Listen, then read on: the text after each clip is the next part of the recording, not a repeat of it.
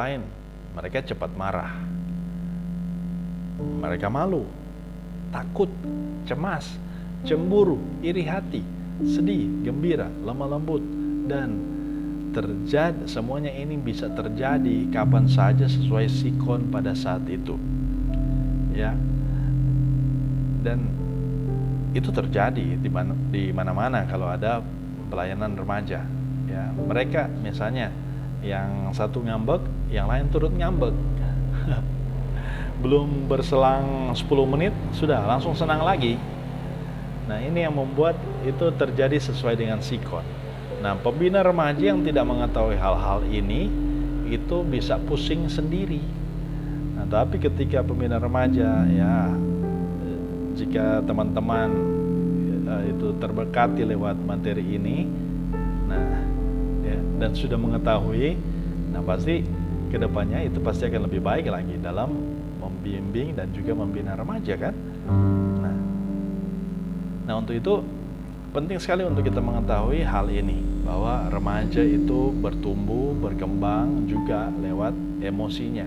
Maka hal-hal ini juga yang dapat mengantar kita di dalam, kalau kita mau membuat suatu program, itu ada hubungannya dengan perkembangan emosi, ya. Misalnya, ya, cara berkhotbah dengan baik. Nah, itu juga dalam cara berkhotbah dengan baik diajarkan supaya bisa mengontrol emosi, supaya jangan cemas, jangan malu kalau mau berdiri di depan umum, ya. Kalau mau berbicara di depan umum harus mengkontrol, ya kan, mengontrol. Nah, kemudian pada masa remaja, perkembangan daya nalar atau kemampuan berpikir, ya, sesuai dengan dengan perkembangannya itu mencapai puncaknya di masa remaja, ya. Kita tahu kan, ketika kita masuk SMP kita sudah ikut pelatihan-pelatihan. Kalau dulu ada pelatihan P4, ya, atau pelatihan OSIS, ya. Nah, ini juga karena mereka akan dibentuk mulai ketika dia masih usia remaja, madya. Dan apalagi ketika dia masuk SMA, sudah ada kayak paskibraka, sudah ada kayak Sispala, siswa pencinta alam, dan kemudian juga ada OSIS, ada Pelsis di sekolah. Nah, ini membantu mereka untuk mengembangkan daya nalar mereka dengan pengetahuan-pengetahuan yang diterima dari sekolah secara formal, pendidikan-pendidikan formal, namun ada juga pendidikan-pendidikan non formal, ekstrakurikuler, dan ini membuat mereka berkembang daya nalar mereka, ya.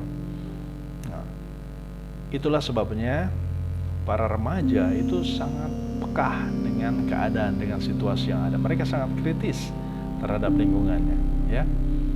Nah, sehingga kalau misalnya contohnya ada guru, misalnya guru cara berpakaiannya itu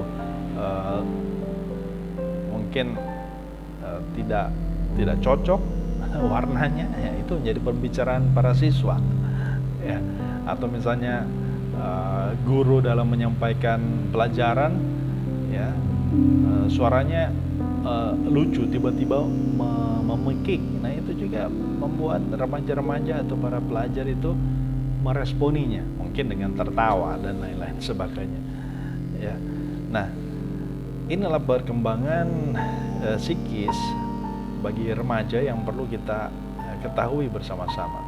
Nah, contohnya ini, ayah dan ibu menjadi sasaran kritik para remaja, contoh, ya, karena mungkin di saat ini para remaja itu membutuhkan apresiasi yang lebih lewat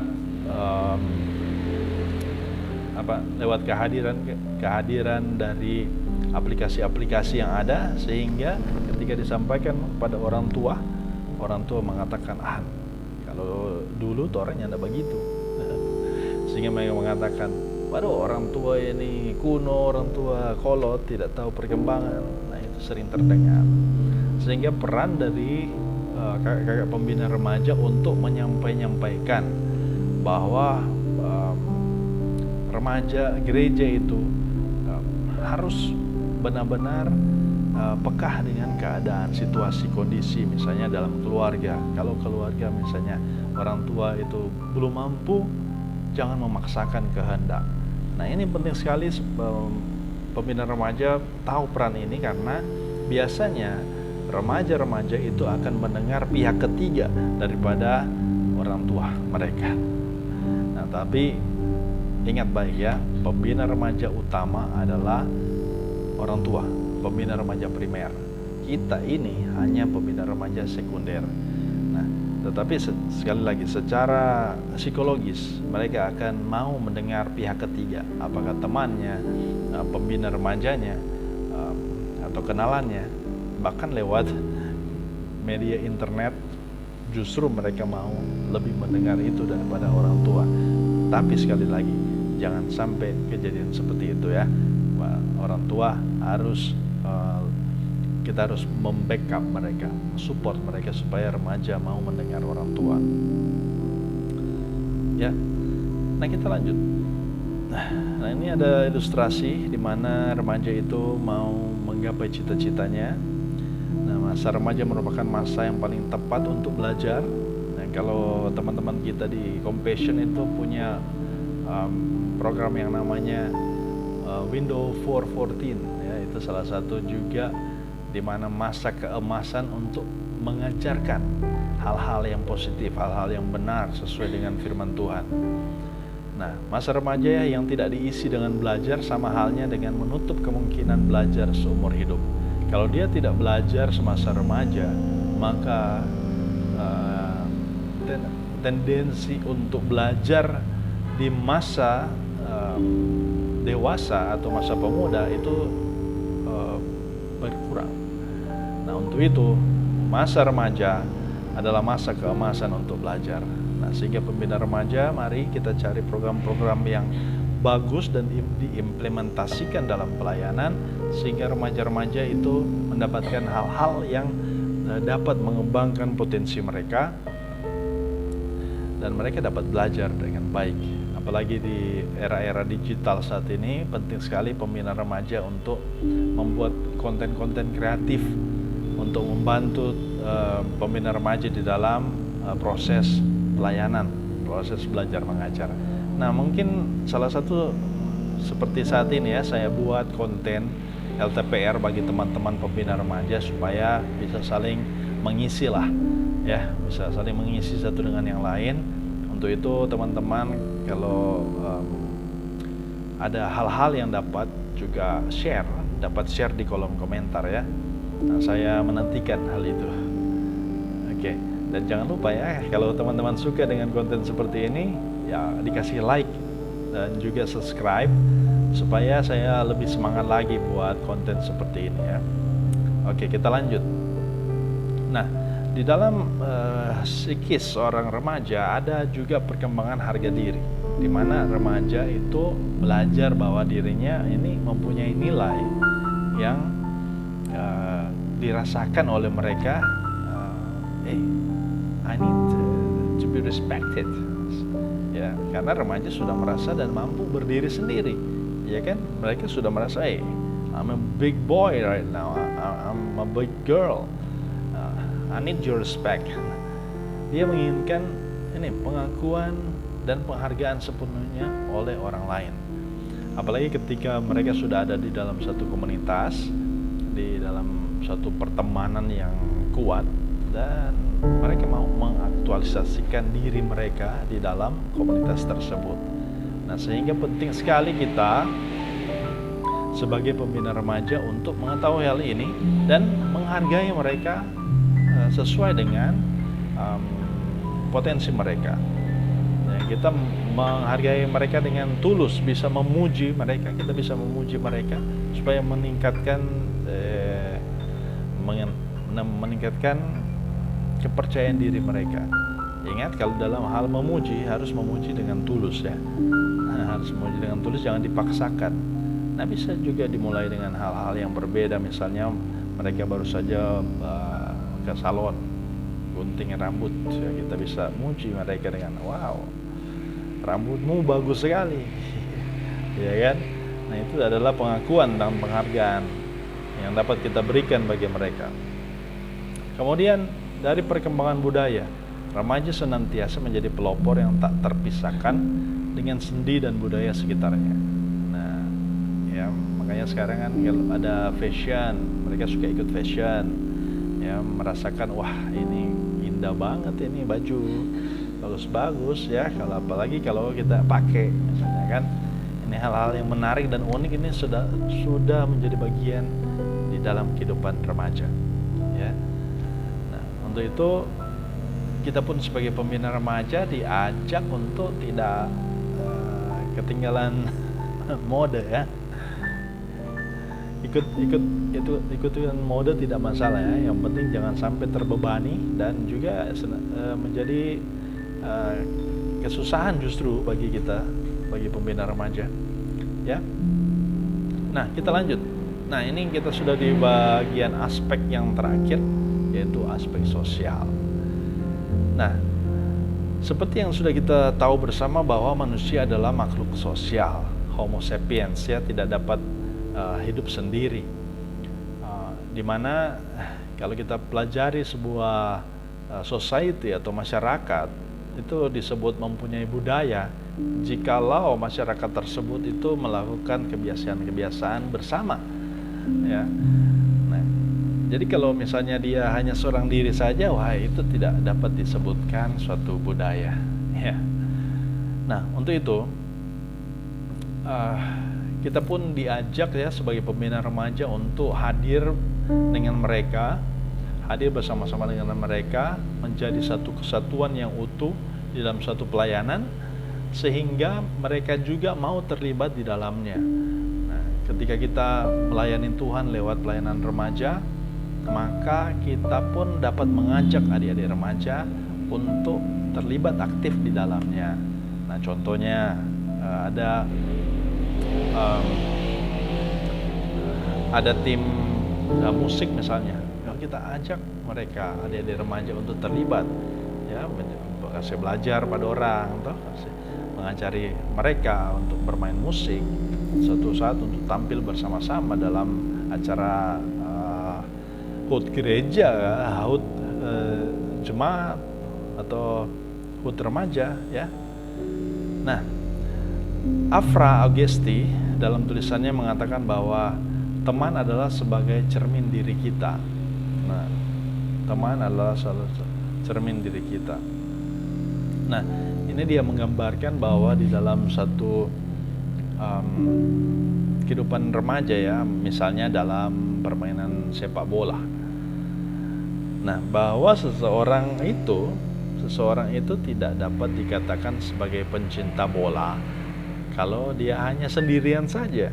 Tapi kalau dia hadir di dalam kegiatan sepak bola, bola kaki, ya, bermain sama-sama, ya, dia mempunyai fans, ya, maka orang lain di dalam komunitas sepak bola tersebut akan mengatakan, yes, dia ini seorang pencinta bola karena dia ada di dalamnya, ya kan? Nah, sehingga ketika dia mempunyai teman-teman yang mengatakannya, maka itu juga sebagai cerminan pada dirinya bahwa dia ini seorang pencinta bola. Itu contoh saja, ya, contoh. Nah, oke. Selanjutnya, kecenderungan mengelompok di kalangan remaja itu sangat kuat, ya. Kita bisa melihat banyak kelompok-kelompok di dalam kehidupan remaja. Nah, penting sekali untuk mengajak mereka berada di dalam kelompok yang benar, yang baik, yang dapat menjadi teladan daripada kelompok-kelompok yang suka nakal, ya. Nah, ini menjadi tantangan bagi pembina remaja. Nah, bagaimana kelompok-kelompok di kalangan remaja ini mulai terjadi? Nah, biasanya itu mulai dari kelompok yang homogen atau sejenis kelompoknya, artinya mempunyai kesukaan yang sama, ya. Nah, kemudian berkembang menjadi heterogen atau sudah dengan yang lebih dari satu jenis, ya. Contoh, biasanya jalan-jalan dengan sesama cowok-cowok, sekarang sudah jalan ada cowok ada cewek, gitu kan. kemudian misalnya sudah sering jalan dengan teman-temannya, ketika dia bergaul dengan komunitas yang berbeda, ya sudah gabung lagi dengan komunitas itu, jalan lagi. Nah, kalau dari segi lawan jenis yang remaja laki-laki, dari jalan bersama dengan remaja-remaja laki-laki, kalau dia sudah ada kesukaan dengan lawan jenisnya, dia mulai, atau tertarik dengan lawan jenis, ya dia mulai mencari-cari perhatian. Nah, seperti itu kan. Nah, sehingga di sini terjadi keinginan untuk saling mengunjungi ataupun dikunjungi, ya. Nah, ini juga bisa dilihat dari sisi yang negatif dan juga sisi yang positif. Yang negatifnya kalau misalnya mereka saling mengajak mengunjungi dan justru itu membawa mereka ke hal-hal yang berbau negatif, seperti misalnya mulai miras atau narkoba dan lain-lain sebagainya, seks bebas. Nah, tapi dari segi yang positif, mereka mulai saling mengajak untuk ikut ibadah, untuk mengembangkan kegemaran mereka, misalnya ya, komunitas sketsa misalnya, menggambar, komunitas menyanyi, tim musik, tim tari-tarian, tim CCA dan lain-lain sebagainya. Nah, itulah aspek sosial di mana pembina remaja butuh untuk mengembangkan aspek-aspek ini ke arah yang lebih baik tentu saja, ya. Dan saya mengajak juga pembina-pembina remaja untuk bekerja sama, karena melakukan hal-hal ini tidak mudah, guys. Harus ada kerjasama tim, ya. Nah, ini contoh-contoh. Jadi inilah kira-kira yang dibutuhkan remaja yang boleh saya share di sini, yaitu dari sisi fisik biologis. Nah, mereka membutuhkan penyediaan, mereka membutuhkan gizi yang cukup, waktu istirahat yang cukup. Ya, kenapa waktu istirahat yang cukup? Ya, karena bagi remaja kalau dia sudah mulai begadang, ya, bisa-bisa dia mau begadang terus, dan ini tidak baik bagi kehidupannya. Nah, kemudian penyediaan sarana-prasarana bagi kegiatan olahraga. Nah, pembina remaja dapat membuat program tentang hal ini supaya mereka sehat secara fisik, ya, mereka sehat. Supaya kalau mereka sehat, ya mereka bisa beribadah dengan baik, ya kan? Nah, untuk kebutuhan psikis, kejiwaan, perhatikan mereka, memberikan kasih sayang yang cukup. Mereka butuh pengakuan dan penghargaan kepada orang lain. Ya, lingkungan keluarga yang baik dan utuh, lingkungan teman sebaya yang baik, ya. Kesempatan belajar yang seluas-luasnya. Wah, kalau misalnya teman-teman tahu ada beasiswa, ya kita bisa share di sini, di komunitas teman-teman, ya, komunitas remajanya. Ini tokoh yang bisa jadi pola panutan, pola anutan. Nah, ya cobalah. Kalau misalnya dia tidak dapat pola anutan di rumah, mungkin kakak-kakak yang bisa menjadi pola anutan, ya kan? Petunjuk-petunjuk yang baik yang secara rasional diterima untuk mengembangkan kehidupan remaja, ya. Berbagai sarana prasarana tempat penyaluran minat dan bakat, ya, baik seni maupun budaya, ya, olahraga dan lain-lain sebagainya. Di bidang sosial, apa yang dibutuhkan? Ini lingkungan teman dan keluarga yang baik, ya kan? Berbagai organisasi remaja seperti yang sudah disebutkan tadi, komunitas-komunitas, atau diarahkan di sekolah, ada OSIS, ada pramuka, PMR dan lain-lain sebagainya, ada basket, ya. Dan kemudian sistem kehidupan bermasyarakat, berbangsa dan bernegara yang mampu menumbuhkan dinamika dan kreativitas remaja. Banyak, ya, Kalau di sekolah ada paskibraka kan, ada juga pelsis. Kalau di gereja ada remaja teladan. Nah, ayo menumbuh kembangkan kehidupan bermasyarakat dan berbangsa bernegara, mulai dari kita. Nah, sekali lagi kita dibutuhkan di sini adalah teamwork. Teamwork yang baik ini dapat membantu kita untuk mencapai tujuan. Mari kita lihat ada sebuah video di sini.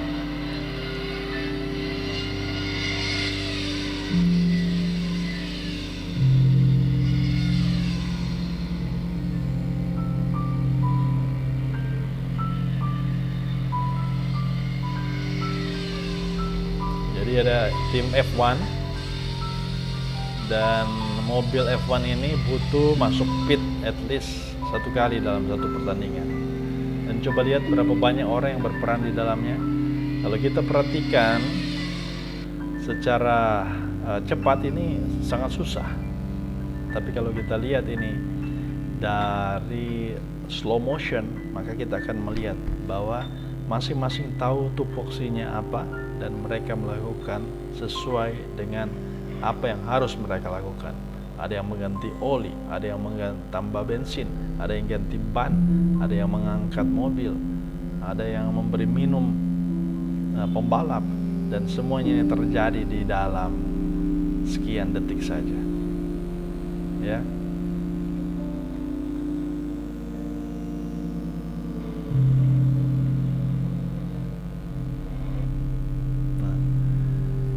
Jadi jangan